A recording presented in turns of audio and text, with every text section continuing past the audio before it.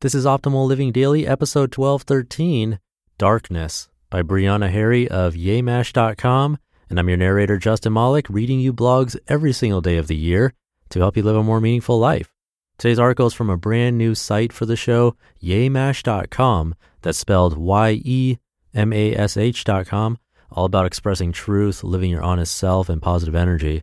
Come check out the site, and it's linked in the episode's description.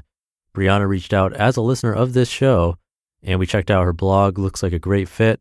So with that, let's get right to it as we optimize your life. Darkness, by Brianna Harry of YeMash.com. One of my favorite lessons, a lesson that I seem to learn over and over again, is that there's a dark side for every light, but there's a beauty in the darkness. I think it was 2013 when I read my first book referencing some of the ideas that I've held myself close to ever since: the law of attraction and love, positivity, and optimism. I soaked it all in and felt like I found the answer to life. Be good to people, be nice, give love, be positive, and everything will work out perfectly. It has to. Psych? That's not exactly how it works. Rooting myself in positivity has certainly done wonders for who I am as a person. I don't feel the sting so painfully when something bad happens. I can always find something to be grateful for. I know that that's helped to make my life so bright, but where I slipped was with my interpretation of dark moments. They do happen. We can't hide from them. Suffering is an essential part of the human experience. The way we process our suffering is the difference between making and breaking us. So we have to find our way back to the light, but not without being real with that darkness. In the beginning of my learning, I made the mistake of confusing positivity with permanent positivity. I thought that being a positive person meant that there was no room for negative thoughts, emotions, or reactions to the negative that is very well happening. Something happening over there that's affecting you negatively? Just look over here to the good stuff. Nothing to worry about over here. I thought that processing negativity would only add to it. But by avoiding it, all I did was paste a smile over all the that was piling up on the inside. Where did that piling end up, you ask? All over the place. I let it spill in forms of crying spells and overwhelming needs for isolation, just to name a couple. So lately, I've been embracing the dark and my own true shadows. We all have a shadow self, the sum of all the parts of us that we hide, because if we didn't, it would taint the picture of the person that we show off. I'm pretty talented. I'm a good writer. I can sing.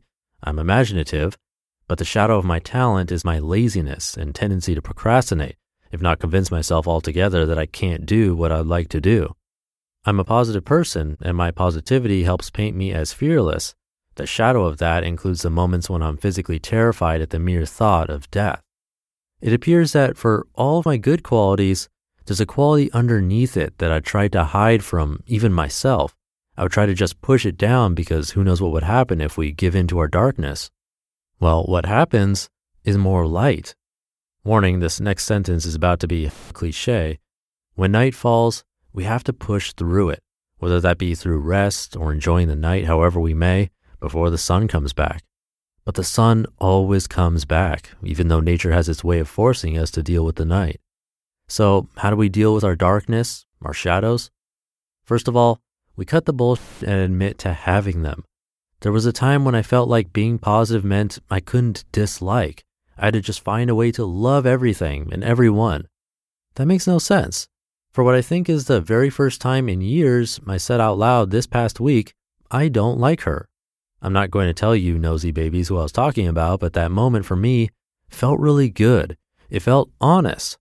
Also, it's important to note that I did not use the realization of not liking someone as a reason or excuse to minimize my character by mistreating this person. What it did was paint a real picture and create a space for me to deal with the next steps of interacting with this person that I don't like.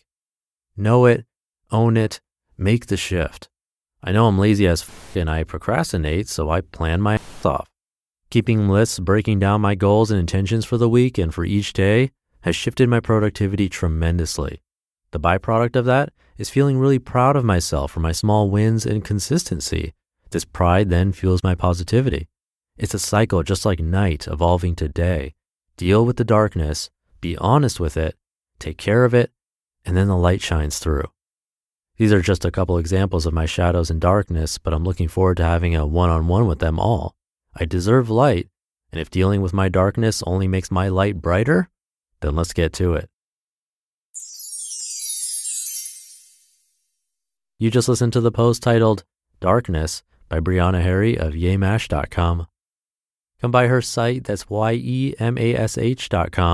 It'd be awesome if you could return the favor, show your support to her. I have the site linked in this episode's description. And thank you, Brianna.